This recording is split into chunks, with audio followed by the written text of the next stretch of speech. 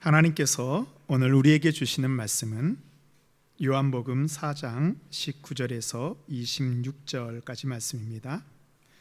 여자가 이르되 주여 내가 보니 선지자로소이다. 우리 조상들은 이 산에서 예배하였는데 당신들의 말은 예배할 곳이 예루살렘에 있다 하더이다. 예수께서 이르시되 여자여 내 말을 믿으라. 이 산에서도 말고 예루살렘에서도 말고 너희가 아버지께 예배할 때가 이르리라. 너희는 알지 못하는 것을 예배하고 우리는 아는 것을 예배하노니 이는 구원이 유대인에게서 남이라. 아버지께 참되게 예배하는 자들은 영과 진리로 예배할 때가 오나니 곧 이때라. 아버지께서는 자기에게 이렇게 예배하는 자들을 찾으시느니라. 하나님은 영이시니 예배하는 자가 영과 진리로 예배할지니라. 여자가 이르되 메시아 곧 그리스도라 하는 이가 오실 줄을 내가 아노니 그가 오시면 모든 것을 우리에게 알려주시리이다. 예수께서 이르시되 내게 말하는 내가 그라 하시니라. 아멘. 이것은 하나님의 말씀입니다. 우리가 이 자리에 함께 모인 이유가 무엇일까요? 바로 하나님 만나기 위해서입니다. 예배드리기 위해서입니다. 우리가 코로나를 지내면서 이 성도들이 예배에 대한 생각이 조금 달라졌습니다. 꼭 교회에 나오지 않아도 이렇게 유튜브를 보면서 예배 드릴 수 있다는 생각이 우리에게 있어졌습니다. 또 인터넷을 통해서 예배 드리다 보니까 우리 교회뿐만 아니라 다른 교회에서 드리는 예배도 이제 우리가 이렇게 보게 되었습니다. 그러다 보니 어느새 우리 마음 가운데 어느 인터넷에서 드리는 예배가 더 좋은가라고 예배를 비교하게 되었습니다. 그래서 이번 주에는 내 마음에 드는 교회를 찾아가 예배를 인터넷으로 골라서 쇼핑하듯이 드리기도 합니다. 어떻게 하면 좋은 예배를 드릴 수 있을까요? 좋은 예배를 드리기 위해서는 교회의 시설이 먼저 좋아야 될 것 같아요. 우리 수준 높은 찬양대도 있어야 됩니다. 대표 기도도 은혜가 있어야 됩니다. 당연히 목사님의 설교도 뛰어나야 됩니다. 근데 이런 것들이 다 준비된다고 좋은 예배를 드릴 수 있을까요? 가장 중요한 한 요소가 있습니다. 바로 예배를 드리는 우리 자신입니다. 예배를 드리는 성도가 준비되어야 온전한 예배를 하나님께 드릴 수 있습니다. 오늘 말씀을 통하여 주님께 온전한 예배를 드리는 우리 모든 성도님들 되시기를 바랍니다. 아멘. 먼저 예배는 하나님과의 만남입니다. 예수님과 나의 만남입니다. 오늘 말씀 요한복음 4장에서 예수님께서 한 여인을 만납니다. 오늘날 예수님께서 사마리아 지역을 지나가시고 그곳에 수가라는 곳에 이르렀을 때 더운 한낮 우물에 물을 기르러 온 여인을 만납니다. 요한복음 4장 7절입니다. 사마리아 여자 한 사람이 물을 기르러 왔음에 예수께서 물을 좀 달라 하시니 예수님께서 목이 마르셨는지 여인에게 물을 좀 달라 부탁을 합니다. 근데 이 장면을 보면 그냥 어느 우물가에서 볼 수 있는 평범한 장면이라고 생각할 수 있습니다. 그러나 이것은 이스라엘의 역사를 살펴보게 되면 평범한 장면이 아닙니다. 이 사마리아 지역은요 원래 북이스라엘의 수도였습니다. 그러나 주전 722년 이 북이스라엘은 아수르에 의해서 멸망당하게 됩니다. 이 아수르 제국은 큰 자신의 제국을 통치하기 위해서 여러 가지 정책 중에 하나가 민족 혼합 정책이었습니다. 그래서 이 사마리아에 있는 사람들을 다른 이방 나라로 이주시키고 이방 나라에 있는 이방인들을 사마리아로 데려다가 그곳에 있는 사람들과 혼인을 시키게 됩니다. 이로 인해서 이 사마리아 지방은 순수한 이스라엘의 혈통이 아니고 이방인과 피가 섞인 혼혈 민족이 되고 맙니다. 하나님의 백성으로 순수한 혈통을 중요시 여기는 이스라엘 사람들은 그때부터 사마리아 사람들은 부정하다고 생각하였습니다. 하나님의 백성이 아니라고 생각했습니다. 그래서 사마리아 땅을 들어가지도 않고 그들과 말도 섞지 않고 상종도 하지 않았습니다. 그런 역사적 맥락 속에서 유대인 율법을 지키는 남자인 예수님이 사마리아 땅에 들어가 그것도 사마리아 여인에게 물을 달라고 한 것은 그 당시의 상황으로서는 파격적인 일이었습니다. 예수님의 요청에 사마리아 여인이 이렇게 대답합니다. 9절입니다. 사마리아 여자가 이르되 당신은 유대인으로서 어찌하여 사마리아 여자인 나에게 물을 달라 하나이까 하니 이는 유대인이 사마리아인과 상종하지 아니함이러라. 여인의 대답이 이런 것입니다. 그동안 우리를 부정하다고 멸시하고 업신여기면서 왜 나에게 물을 달라 합니까? 라고 빈정대고 있습니다. 그러자 예수님께서는 10절 말씀입니다. 우리 10절 말씀 함께 읽겠습니다. 예수께서 대답하여 이르시되 내가 만일 하나님의 선물과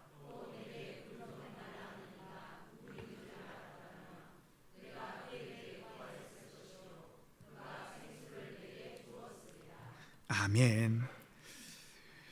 예수님의 대답을 들은 여인이 다시 대꾸합니다.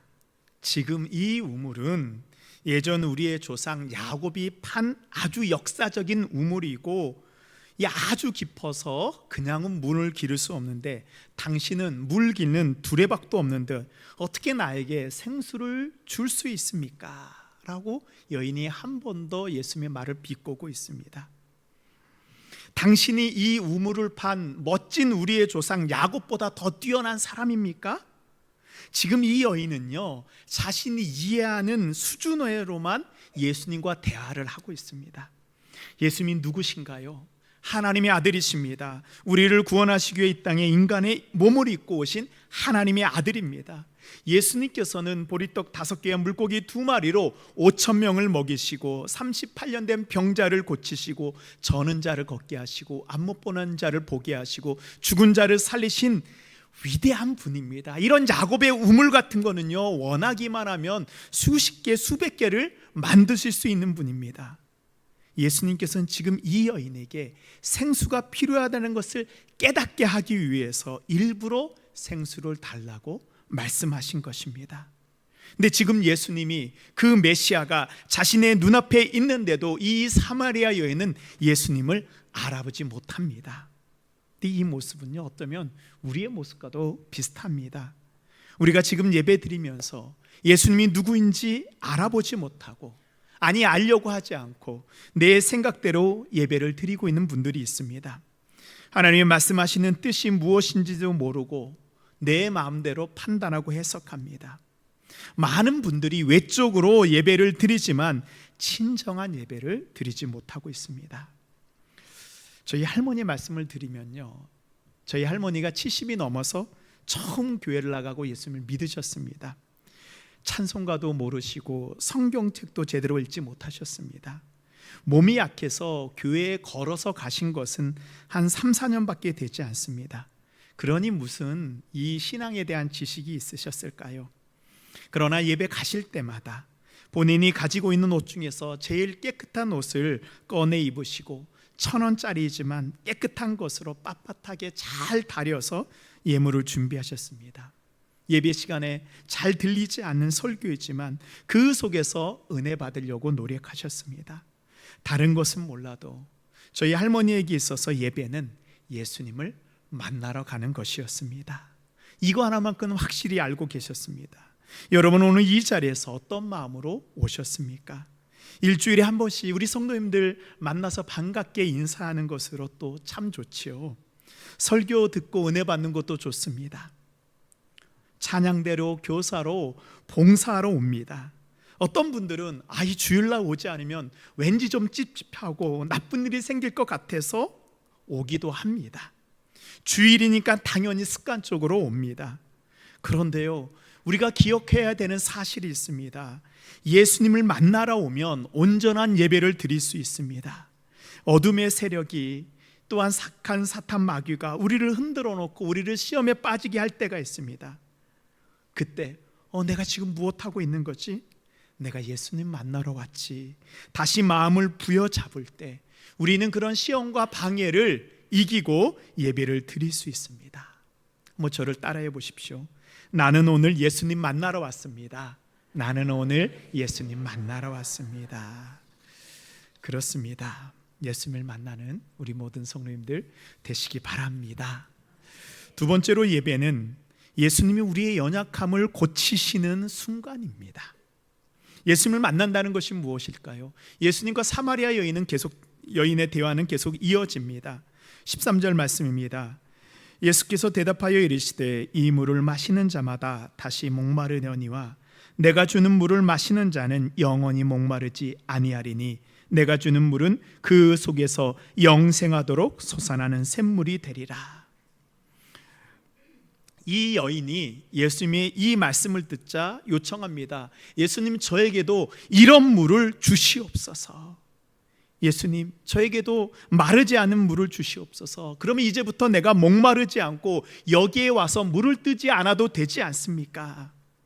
근데 예수님이 이때 말씀하신 물은 마시는 이런 물을 얘기하는 건가요? 아닙니다. 생수 되시는 예수 그리스도 자신을 이야기하고 있습니다. 근데 이 여인은 어떤가요? 이 생수를 마시는 물로 이해하고 있습니다. 지금 여인과 예수님의 대화는요, 잘 들어보면 서로 동문서답하고 있는 것 같습니다. 근데 여기에서 여인의 변화가 일어나게 됩니다. 변하는 계기가 보이시죠? 그동안 예수님에 대해서 비꼬고 비판적으로 말하던 여인이 이제는 예수님 앞에 나에게 무엇을 좀 주십시오라는 적극적인 모습으로 변화되고 있습니다. 왜 여인이 마르지 않은 물을 달라고 했을까요? 여인은 마르지 않은 물을 다 이해하지는 못했지만 그래도 물을 달라고 합니다. 근데 여기에는 이 여인의 슬픈 과거가 숨어 있습니다. 중동 지방에서는요, 이 뜨거운 태양이 뜨기 전에 아침에 물을 기르러 옵니다. 낮에는 더워서 오지 않아요. 그래서 이 우물가에서 서로 인사도 하고 세상 돌아가는 이야기도 합니다. 예전 우리 어머니들이 마을 빨래터에서 두런두런 얘기했던 것 같은 그런 원래의 모습이 이 사마리아 우물가의 모습입니다. 근데 이 여인이 물을 기르러 온 시간은 정오 12시 제일 태양이 뜨거운 시간입니다. 아무도 우물가에 오지 않는 시간에 이 여인이 홀로 물을 기르러 왔습니다. 여인이 피곤했을까요? 아니요. 여인은 다른 사람들의 눈을 피해서 어쩔 수 없이 이 시간에 온 것입니다. 왜 그랬을까요? 우리가 말씀을 보면 이 여인의 삶이 순탄하지 않았다는 것을 알게 됩니다.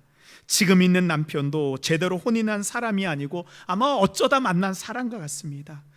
이래서 예수님께서 이야기합니다. 너는 결혼을 5번이나 하고 지금 있는 내 남편도 너의 남편이 아니다. 그러니 그 동네에서 이 여인을 아무도 상종하지 않습니다. 상대하지 않습니다. 업신여기고 왕따시키고 있습니다. 근데 예수님께서 이 여인의 아픈 질러 그 지점은 한 번 더 찌릅니다. 내 남편을 데려오라. 가장 아픈 곳을 들켜버린 여인은 어찌할 바를 모릅니다. 예배는 나의 가장 연약하고 아픈 부분을 예수님 앞에 드러내는 시간입니다. 예수님이 우리에게 오신 이유가 무엇입니까? 마태복음 11장 5절에 예수님이 이 땅에 오신 이유를 이렇게 말씀하고 있습니다. 맹인이 보며 못 걷는 사람이 걸으며 나병한 자가 깨끗함을 받으며 못 듣는 자가 들으며 죽은 자가 살아나며 가난한 자에게 복음이 전파되라 하나. 환자가 의사 앞에 와서 체면 차리는 거 봤나요? 의사에게 환부를 보여주기 위해서 자신의 부끄러움까지 다 드러내야 치료를 받을 수 있습니다. 예배는 나의 아프고 상처난 부분을 예수님 앞에 드러내고 치료받는 시간입니다. 예배는 체면 차리고 앉아있는 게 아니에요. 내가 예수님 앞에 고침받기 위한 간절함을 가지고 앉아있는 시간입니다. 의사 앞에 환자가 졸거나 환자가 딴짓하면 치료를 받을 수 없습니다. 환자는 고침을 받을 수 없습니다. 예수님 우리의 병을 고치는 의사입니다. 예수님을 만나러 왔으면요, 예수님한테 집중해야 됩니다. 가끔씩 제가 주일 예배를 이렇게 시작할 때 보면 어떤 분들은 예수님을 만나러 온 건지 아니면은 어디 동네 사랑방에 온 건지 잘 구별이 되지 않는 분이 있습니다. 예배는요, 경건의 모양이 있어야 됩니다. 그 모양이 예배에 우리의 예배를 지켜줍니다. 예배당에 들어오는 순간 우리는 하나님의 나라 천국에 들어오는 것입니다. 물론 일주일에 한 번 오고 만나다 보니까 참 반갑고 하고 싶은 말도 있지요. 그러나 여러분이 의사한테 찾아갔을 때 함께 진료 받으러 가서 함께 간 친구하고만 이야기하고 나면 의사와 이야기를 할 수 없습니다. 이제부터는 예수님께 집중해야 됩니다. 예배를 위해서는 다른 것들은 절제하는 모양이 있어야 됩니다. 저는요, 지금도 어디 가서 예배 드릴 때요, 제일 먼저 주보 보고 찬송과 성경 본문을 다 찾아 놓습니다. 그리고 기도합니다. 주님, 오늘 주님 만나러 왔습니다. 물론 옆에 있는 분과 반갑게 인사하는 정도까지는 괜찮습니다. 그러나 더 이런저런 말을 하다 보면요, 우리는 다른 곳에 우리의 마음을 빼앗기게 됩니다. 예배를 준비할 수가 없습니다. 그리고 주님을 만나러 온 다른 사람까지 잘못하면 방해할 수 있습니다.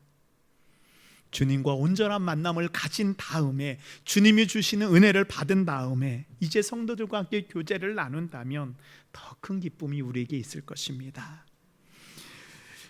그리고 우리가 예배를 준비할 때요, 우리 찬양팀의 찬양 시작이 혹시 몇 시인지 아십니까?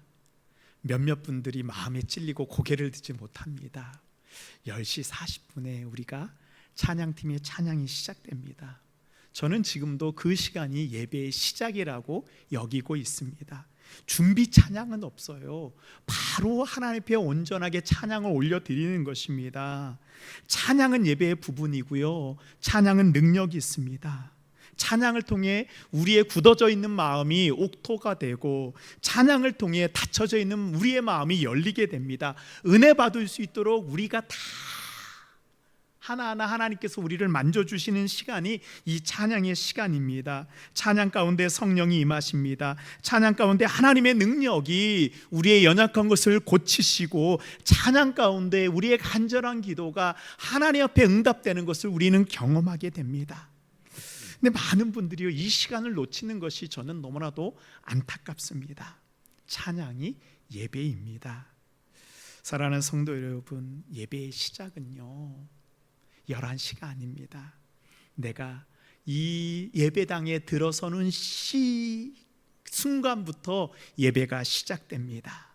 그때 주님께서 우리를 고치시고 우리에게 생수가 넘치게 해주실 것을 믿습니다. 마지막으로 예배는 영과 진리로 드리는 것입니다.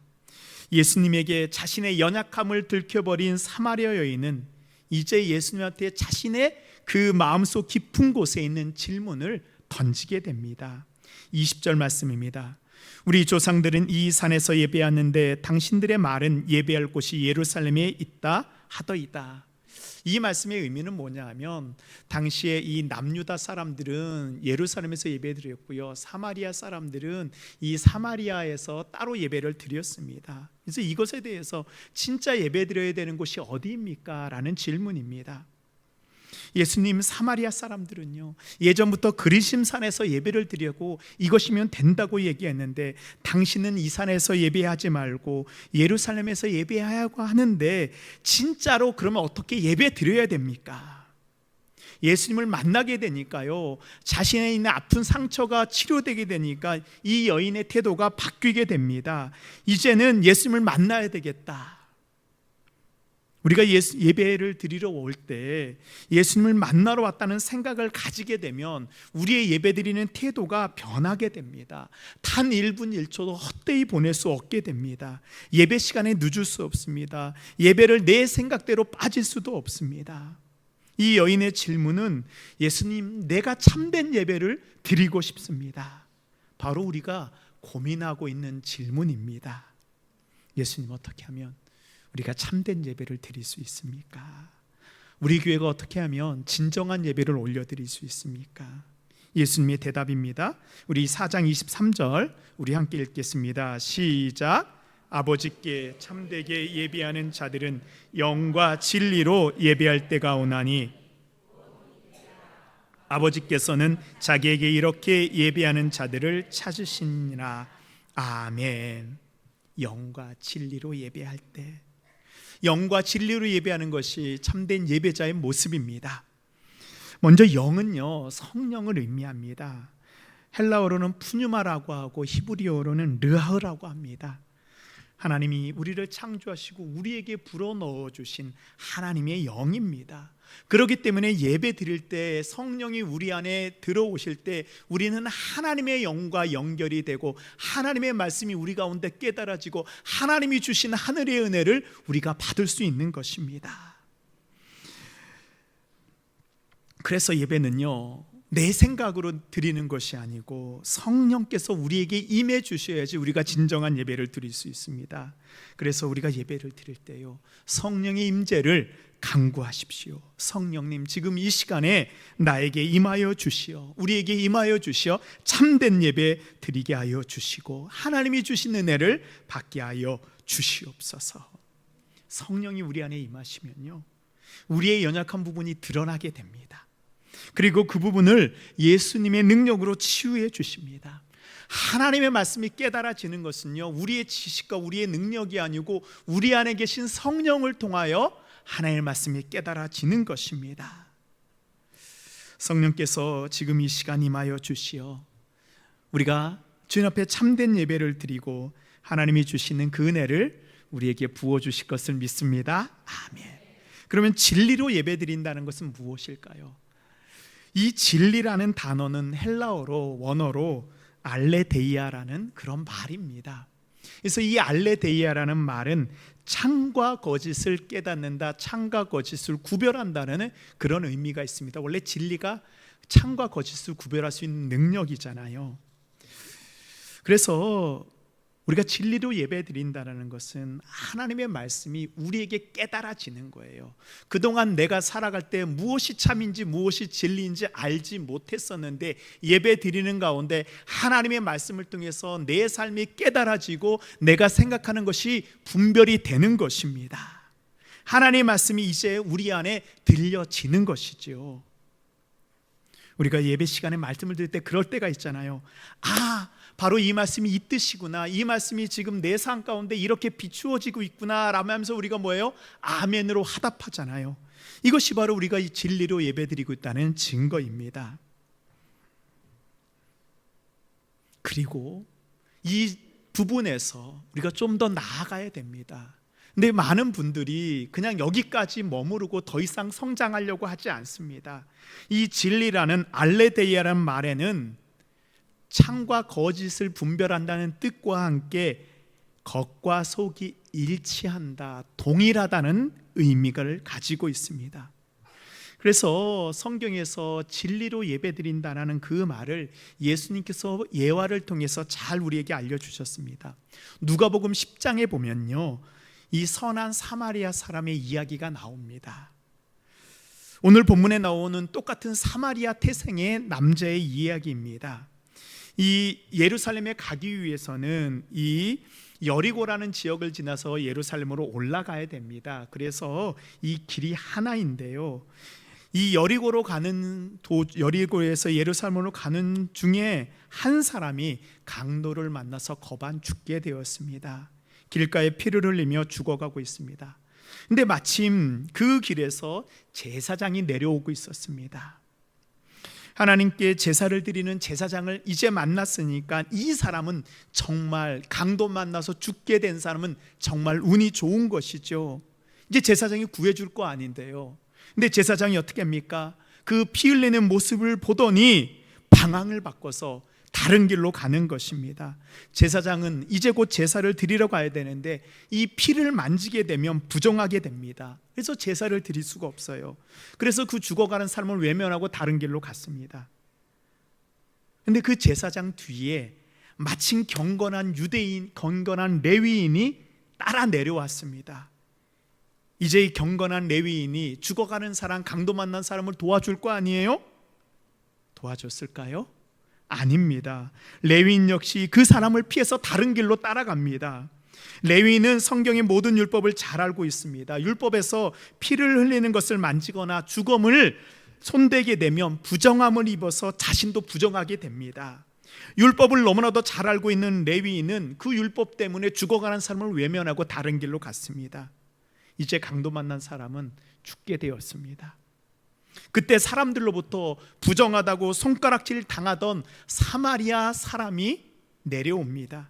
제사를 제대로 드리지도 않습니다. 율법을 모르는 그 부정한 사마리아 사람이 이제 강도 만난 사람을 만났으니까 그냥 지나치고 갔겠지요?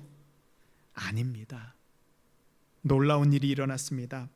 사마리아 사람은 그 강도 당한 사람을 불쌍히 여겨 자신의 나귀에 태워 여관으로 가져가서 치료해주고 또 은하 2개를 여관 주인에게 주면서 얘기합니다. 이것으로 이 사람을 잘 돌보아 주십시오. 혹시라도 이 은하 2개로 부족하면 내가 다시 올 때 내가 당신에게 갚아줄 테니 이 사람을 고쳐주십시오.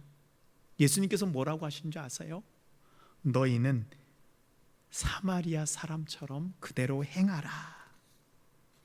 진리로 예배 드린다라는 것은 내가 예배 시간에 듣고 깨달은 이 말씀을 세상 속에서 나가서 예배당에서의 모습과 같이 똑같이 말씀과 일치된 삶을 사는 것이 바로 진리로 예배 드리는 것입니다. 영으로 예배 드리는 것은 이 자리에서 이루어질 수 있습니다. 그러나 예배의 완성은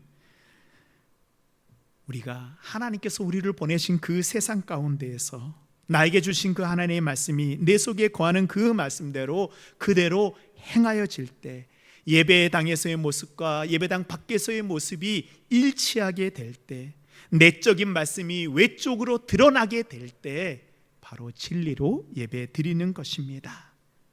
진리는 알고 모르고의 문제가 아닙니다.